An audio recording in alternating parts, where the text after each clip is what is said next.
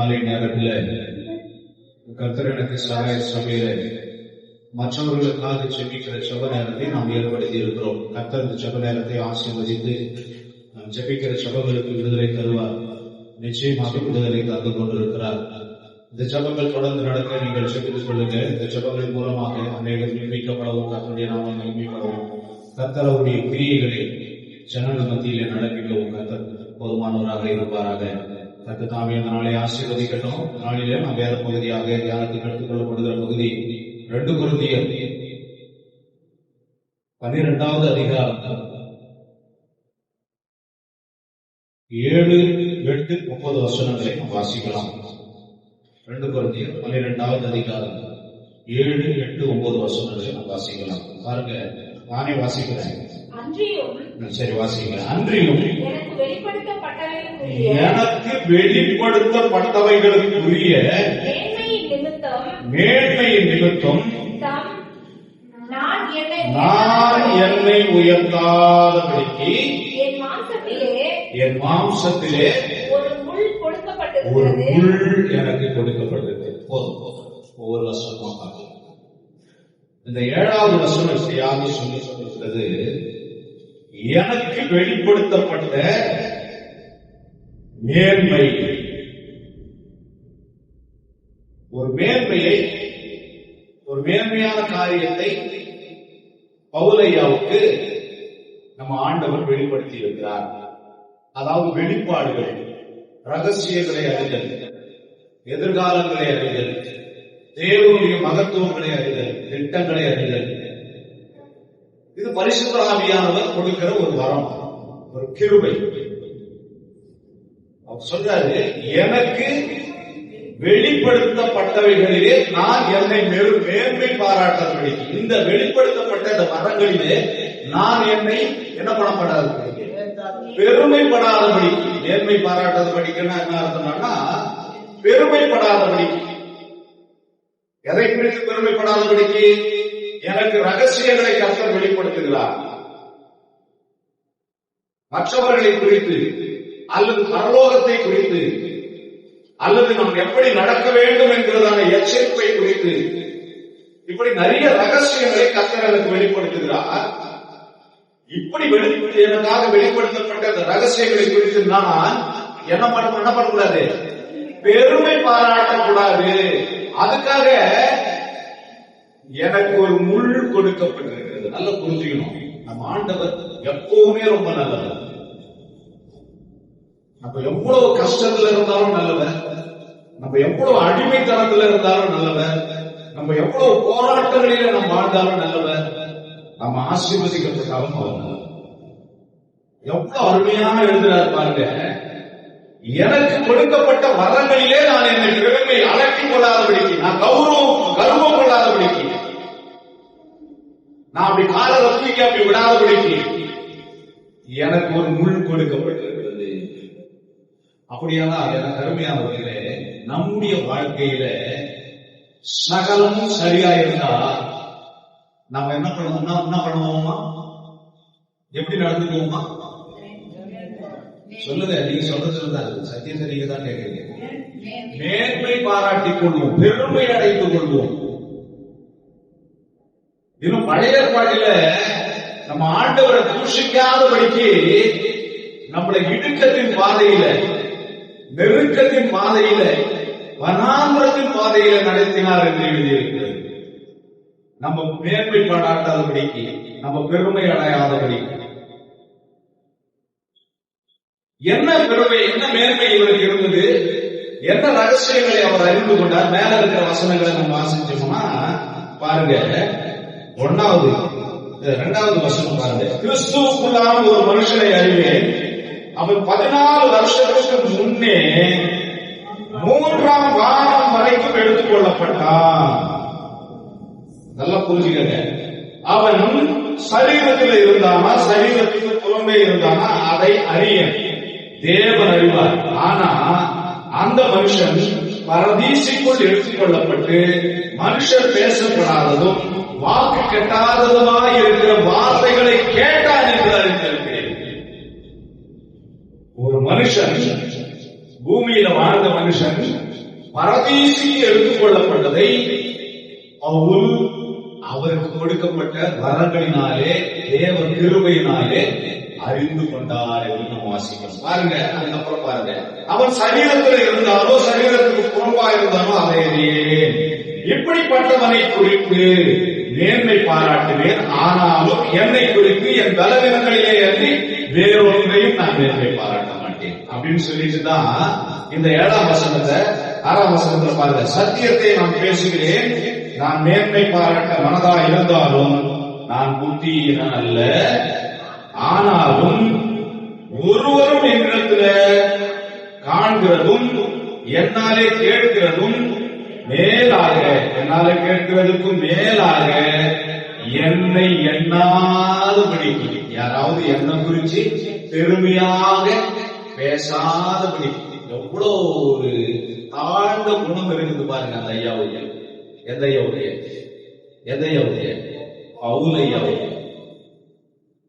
நான் இப்படியான ரகசியங்களை நான் அறிந்திருக்கிறேன் என்று சொல்லி என்னை குறித்து இந்த வெளியில இருக்கிற ஜனங்க பெருமையா பேசாதபடிக்கு, பாருங்க, மேன்மையாய் பேசாதபடிக்கு அப்படி செய்யாதிருப்பேன். அதனால நான் பெருமை அடையக்கூடாது, பெருமையா பேசக்கூடாது, எனக்கு கொடுக்கப்பட்ட வரங்களில நான் பெருமையில நான் பாவத்துல விழுந்து போக கூடாது என்று சொல்லி ஆண்டவரே என் சரீரத்துல ஒரு முள் என்ன பண்றாரு, கொடுக்கப்பட்டிருக்கு சொல்லுவாங்க, பெரியவங்க சொல்லுவாங்க. நான் அடிக்கடிக்கு ஏதாவது இந்த பழமொழிகள், பழைய பழமொழிகளை சொல்றது வழக்கம். ஆட்டுக்கு ஆண்டுவன் வாழை அளவுதான் வச்சிருக்கிறான் அப்படின்னு சொல்லுவாங்க. குரங்கைக்கு பாருங்க, வால் எவ்வளவு பேசிருக்கான், பெருசா இருக்கும். ஆனா ஆட்டுக்கு வாழை சின்ன உருவம் உள்ள பறவைக்கு அது உருவத்தை விட நீளமா இருக்கும் வால். ஆடு பெரிய உருவம், அதுக்கு சின்ன வால் வச்சிருப்பாரு ஆண்டவர். இங்கே இப்படி சொல்றாரு, என் வரங்களிலே, என் தரிசனங்களிலே, நான் ஆண்டவரை அறிகிற அறிவிலே, அல்லது நான் அற்புதங்களை செய்கிறதிலே, நான் இந்த மாதிரி ரகசியங்களை நான் அறிந்து கொள்கிறதிலே நான் பெருமை பாராட்டுவதற்கு என் சரீரத்தில் ஒரு கொடுக்கப்பட்டிருக்கிறது. அப்போ அந்த முல்லை பிடித்து பாருங்க, 8வது வருஷம், 8வது வருஷமா, அது என்னை விட்டு நீங்கும் படிக்கு நான் 3 தரம் நான் கர்த்தரிடத்தில் வேண்டிக் கொண்டேன். அதுக்கு மேல இருக்கிற அந்த 7வது வருஷத்தை வாசிங்களேன். பாருங்க, முள் கொடுக்கப்பட்டிருக்கிறது, என்னை நான் உயர்வாதபடிக்கு அது என்ன அப்பப்போ என்ன பண்ணுது, அது என்ன பண்ணுது, நம்ம குட்டுதுன்னு தேர் குட்டுதுல அந்த நினைப்புக்கு போக கூடாது. கையில வச்சு தாலி மேல ஒரு கொட்டு போடுறாங்கல்ல, குழந்தைய அடக்குறாங்கல்ல, அந்த கொட்டை பொறுத்துக்கணும். இது சரியான உதாரணம் என்று நான் நினைக்கிறேன். கர்த்தர் என்னோடு கூட இருக்கிறார் என்று நான் விசுவாசிக்கிறேன். யாராவது பசங்க சொல்ற பேச்சு கேட்கலன்னா, அடங்கல அப்படின்னு சொல்லி சொன்னா, தலைமையில ஒரு கொட்டு கொட்டி அந்த குழந்தைய அடங்குவாங்க. பாருங்க, ஆண்டவர் இவர் பெருமையில விழுந்து போனா இவர் செய்ய வேண்டிய ஊழியங்கள், அநேகருடைய ரட்சிப்பு, அநேக சபைகளை குறித்ததான ஆலோசனைகள் நடைபெறும் அப்படின்னு சொல்லி கர்த்தர் இவரை பயன்படுத்துவதற்காக இவரை எப்போதும் கூட்டிக் கொண்டே இருந்தார். யார் மூலமா கொடுக்கிறாரு? சாத்தான் மூலமா கொடுக்கிறாரு. எதன் மூலமா கொடுக்கிறாரு? அவர் சரீரத்துல ஏதோ ஒரு பலவீனத்தை, ஏதோ ஒரு பிரச்சனையை குறித்து கொடுக்கிறாரு. நம்ம புரிஞ்சுக்கணும், கர்த்தரை அறியாம நம்ம சரீரத்துக்கு வியாதி வராது. கர்த்தரை அறியாம நம் சரீரத்துல பலவீனம் வராது. பலவீனங்களிலே அவர் பலன் பரிபூர்ணமாய் விளங்குவதற்கு நாம் பலவீனமா இருக்கணும். நல்லா புரிஞ்சுக்கணும். நாம எல்லாவற்றுக்கும் தகுதியா இருக்கணும்னா அவர் நம்ம கூட இருக்கிறத நிரூபணம் பண்றதுக்கு அவரால் முடியாது. அவர் ஒரு பிளாட்ஃபார்ம் போடுறாரு, அதாவது ஒரு ஸ்டேஜ் போடுறாரு. அந்த ஸ்டேஜ் மேல ஏறி அவர் நின்று அவர் மகிமைப்படணும்னு நினைக்கிறாரு. அந்த ஸ்டேஜ் நீங்களும் நானா இருக்கணும்னு சொல்லி கற்றுக்கிறது. புரியுதுங்களா நான் சொல்றது? இப்போ கர்த்தர் மகிமை பண்ணணும் அப்படின்னு சொல்லி சொன்னா அவர் ஒரு தளத்தை அமைக்க வேண்டும், ஒரு தளம் இருக்க வேண்டும். இப்போ கழுதை இருக்குது இல்லையா, கழுதின் மேல ஏறி கர்த்தர் என்ன பண்றாரு? பவனி வருகிறார். எல்லாருக்கும் மகிமையாக கர்த்தர் பவனி வருகிறார். அப்போ அந்த கழுதை இயேசு கிறிஸ்துவை தூக்கி சுமந்த கழுதையாக இருந்தது. அந்த கழுதைக்கு மகிமையும் கனமும் கிடைத்தது. நல்ல புரிஞ்சுக்கங்க, கட்டவிழ்க்கப்படாத கழுதை, எல்லாரும் இகழ்வாய் நினைக்கப்பட்ட ஒரே இடத்துல நிற்கிற ஒரு கழுதை ஆண்டவரால் பயன்படுத்தப்படும் போது அந்த கழுதைக்கும் கனம், ஆண்டவருக்கும் மகிமை. இப்போ நம்ம மேல ஆண்டவர் ஏறி பவனி வரணும் அப்படின்னு சொல்லி சொன்னா நம்ம ஆரோக்கியமா இருந்தாக்கா அவர் நாம எப்படி மகிமைப்படும்? நம்ம ஏதோ ஒரு பலவீனமா இருக்கணும், அந்த பலவீனத்துல அவருடைய பலன் பரிபூர்ணமா இருக்கணும். 8வது வசனம் சொல்லுது பாருங்க, என்ன சொல்ற? 8வது வசனம், அதற்கு அவர் என் கிருபை உனக்கு போதும். அல்லேலூயா சொல்லுங்க. என்னையா கட்டு தடுமாறி நடக்கிறான், ஆனால் தேவ வசனத்தை அவன் பேசும்போது பரிசுத்த ஆவிக்குள்ள அவன் நிரம்பும்போது அவன் பலவானாய் காட்சி அளிக்கிறானே. உண்மையாகவே பவுலடிகளா பார்க்கறதுக்கு ரொம்ப அற்பமான மனுஷனை மாதிரி இருப்பார், மாவீரன மாதிரி இருக்க மாட்டார். அவருக்கு நல்ல திடகாத்தமான சரீரம் இல்லை, உயரம் ரொம்ப குட்டையா இருப்பார். வேத ஆராய்ச்சியாளர்கள் சொல்றாங்க அவர் கொஞ்சம் குள்ளமா தான் இருப்பார். அவர் ரொம்ப ஒண்ணு புஷ்டியா இருக்க மாட்டார், ஒரு போர்கிரண மாதிரி ஒன்று இருக்க மாட்டார். அப்படிப்பட்ட அந்த பலவீனமான சரீரத்துக்குள்ள கர்த்தருடைய ஆவியானவர் இருந்து பலமான காரியங்களை நடத்துகிறார். பவுலடிகளார் மூலமாக சபைகளை நிறுவ, சத்தியத்தை சத்தியமாய் பேச, ஜனங்களை சத்தியத்துக்குள்ளே நடத்த, ராஜாக்கள் மத்தியில பேச, அரண்மனையில பேச, அவர் பிரயாணத்தில கப்பலில பேச, பெரிய பெரிய காரியங்களை பவுலடிகளார் மூலமாக சொல்கிறார். இதுல இருந்து நமக்கு என்ன தெரியுதுன்னா நம்முடைய பலவீனங்களிலே கர்த்தர் மகிமைப்படுகிறார். நாம் பலவீனமா இருக்கிறோம், நம்ம பிரச்சனையா இருக்கிறோம், நம்மை நாமே என்ன பண்ணிக்கிறோம்? தரக்குறவா நினைச்சுக்கிறோம். ஆனால் பாருங்க, செத்து போன லாசருவினாலே கர்த்தர் மகிமைப்பட சித்தமாயிருந்தார். அவன் உயிரோடு இருக்கும் போது கர்த்தர் மகிமைப்பட்டதை விட அவன் செத்ததுக்கு அப்புறம் தான் கர்த்தர் அதிகமா மகிமைப்பட்டார் என்று கர்த்தர் நம்மிடத்திலே மகிமைப்பட அவர் சித்தமுள்ளவராய் இருக்கிறார். பாருங்க அடுத்த வசனம், அதற்கு அவர் என் கிருபை உனக்கு போதும். 9வது வசனம், என் கிருபை உனக்கு போதும். பாருங்க, பலவீனத்திலே என் பலன் பரிபூரணமாய் விளங்கும் என்றார். பரிபூரண பலன் அது நம்முடைய பலனா இருக்கிறத விட பரிபூரண பலன் அவருடைய பலனா இருக்கிறதுக்கு நாம ஒப்பு கொடுக்கணும். நம்ம பலவீனங்கள் இருக்கிறது, நம்முடைய பலவீனங்களிலே கர்த்தர் பலனாக இறங்கி கிரியை செய்ய நம்ம ஒப்பு கொடுக்கணும். நம்ம என்ன பண்ண தெரியுமா? ரொம்ப எளிமையா சின்ன சின்ன பிரச்சனைகளுக்கெல்லாம் ஏதாயிரம் மருந்த மாத்திரையில தேடிக்கிட்டு இருக்கிறோம். ஆனா ஆண்டவர் அவருடைய பலத்தினாலே நமக்கு சுகத்தை கொடுக்க வல்லவராய் இருக்கிறார் என்பதை விசுவாசிப்பார். இதே 2 கொரிந்தியர் 4ஆம் அதிகாரத்துக்கு வாங்க. 4ஆம் அதிகாரம் வாங்க, 7வது வசனத்திலிருந்து 10வது வசனம். அதுவும் 7வது வசனத்திலிருந்து 10வது வசனம் வாசிங்க. 4ஆம் அதிகாரம். இந்த மகத்துவமுள்ள வல்லமை, இந்த மகத்துவமான வல்லமை, எந்த மகத்துவமான வல்லமை? அற்புதங்களை செய்கிற வல்லமை, பிசாசுகளை விரட்டுகிற வல்லமை, சுவிசேஷத்தை ஜனங்களுக்கு தைரியமாக சொல்லுகிற வல்லமை, ராஜாக்களுக்கு எதிராக போய் சத்தியத்தை பேசுகிற வல்லமை, ஆண்டவர் என்னோடு கூட இருக்கிறார் என்று நிரூபணம் பண்ணுகிற இந்த மகத்துவமான வல்லமை. நான் பலவீனனா இருந்தாலும் எனக்குள்ளே பலனாய் கர்த்தர் கிரியை செய்கிறார் என்கிற அந்த வல்லமை, இந்த மகத்துவமான வல்லமை எங்களால் உண்டாயிராமல், பாருங்க என்னவா? எங்களால் எங்களால் உண்டாயிராமல் வாசிக்கிறோம். தேவனால் உண்டாயிருக்கிறது என்று, தேவனால் உண்டாயிருக்கிறது என்று விளங்கும்படி இந்த பொக்கிஷத்தை மண்பாண்டங்களில் பெற்றிருக்கிறோம். பாருங்க, மண்பாண்டங்களிலே பெற்றிருக்கிறோம். அவர் எவ்வளவு தாழ்த்துறாரு பாருங்க. எதை பொக்கிஷம்ன்றாரு? எதை பொக்கிஷம்ன்றாரு? தேவனோடு கூட இருக்கிற உறவை பொக்கிஷம் என்று சொல்ற, தேவனோடு வாழ்கிற வாழ்க்கையை பொக்கிஷம் சொல்லி சொல்ற. எதை மண்பாண்டம் சொல்லி சொல்றாரு? எதை மண்பாண்டம் சொல்லி சொல்றாரு? இந்த பலவீனமான சரீரத்தை மண்பாண்டம் சொல்லி சொல்றாரு. நான் உங்களுக்கு எல்லாம் புரிஞ்சுக்கிறதுக்கு கொஞ்சம் லேட் ஆகுது. நான் தான் ஏற்கனவே சொன்னேன், அவருடைய சரீரம் பலவீனமா இருந்தது.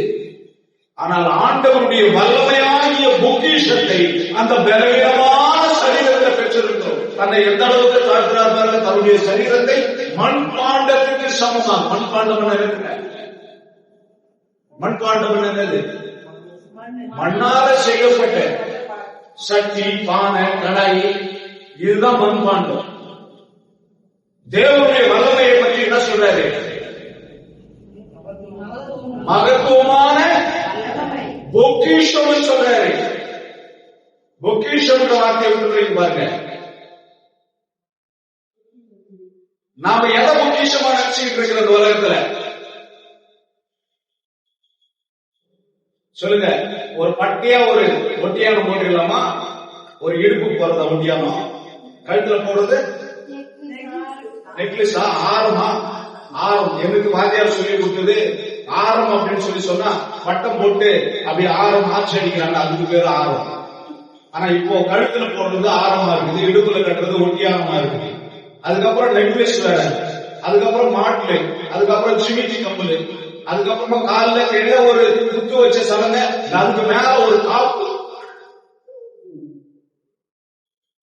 சொல்லுங்க. ஆமா பாருங்க, கிறிஸ்தவர்கள் கூட இப்படிப்பட்ட மூட பழக்க வழக்கங்களுக்குள்ள வந்து விட்டாங்க. அப்புறம் கையில டிசைனா, அப்புறம் காதுல பெருசா ஒரு வளையல், அந்த வளையத்துக்குள்ள ஒரு ஆடு இந்த பக்கம் நுழைஞ்சு இந்த பக்கம் வந்துடலாம் போல இருக்கு. இந்த கையில போடுற வளையல கைட்டி காதுல மாட்டிட்டாங்க ஒரு சிலர். அதுதான் நமக்கு பொக்கிஷமாக இப்ப ஓடிட்டு இருக்கு கதை. தம்பி கட் பண்ணாம இந்த வீடியோ அப்படியே போடணும். அதுதான் இந்த உலகத்தில் இருக்கிறவங்களுக்கு இப்போ பொக்கிஷமாக பார்க்கப்படுகிறது.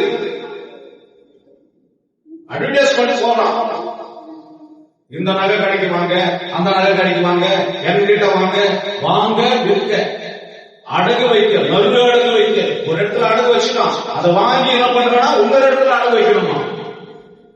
நகையை குறித்துதான் டிவி ஆன் பண்ணா சும்மா லைனா வந்துட்டே இருக்குது.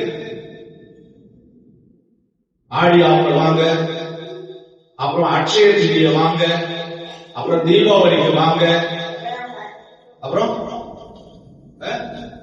ஒரு அம்மா ஒரு 70 வயசு இருக்கும், இங்க இருந்து மாட்டி எடுத்து போய் காதல் மாட்டி எடுத்து வந்து மாட்டி வச்சிருக்கிறாங்க. ஒரு சுத்து இந்த ஓட்டையில போட்டு சுத்தி எடுத்து வந்து மேல காதல இடமே இல்லைங்க.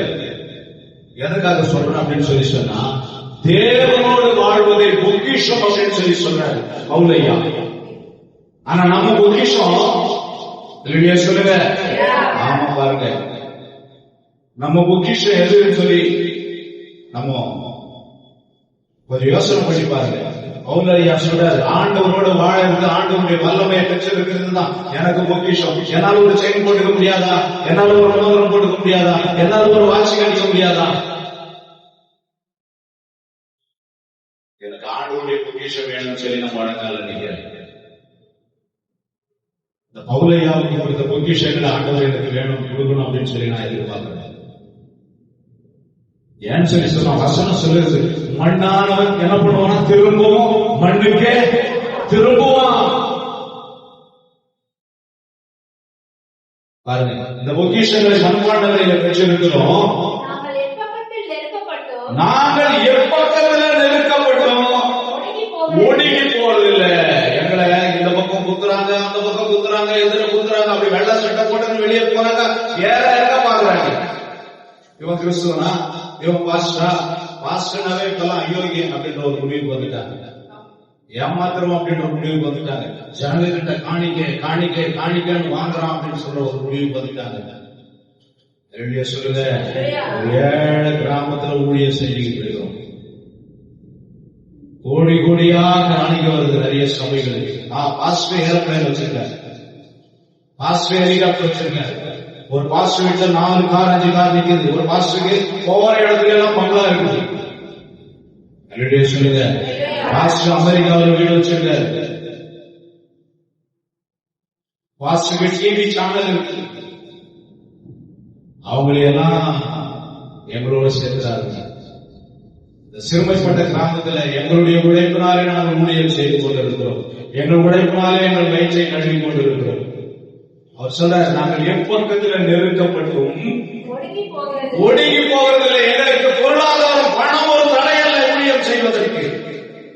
எங்களுக்கு பணம் இருந்தாலும் நாங்கள் பசங்கிப்போம், பணம் இல்லை என்றாலும் நாங்கள் பசங்கிப்போம்.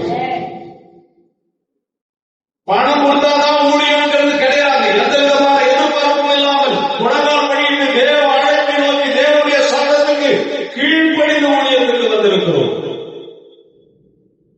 பணம் ஒரு தடையில்லை எங்கள் ஊழியத்துக்கு. ஆண்டவரோடு நாங்கள் பேசுகிறோம். ஆண்டவர் எங்களோடு கூட பேசுகிறார். ஆண்டவருடைய சித்தத்தை இந்த பூமியில நிறைவேற்றங்களை அர்ப்பணம் பண்ணியிருக்கிறோம்.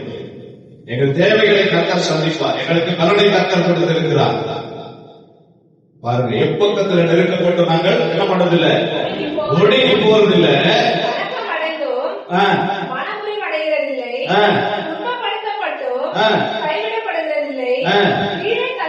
கீழே தள்ளப்பட்டு மடிந்து போகிறதில்லை.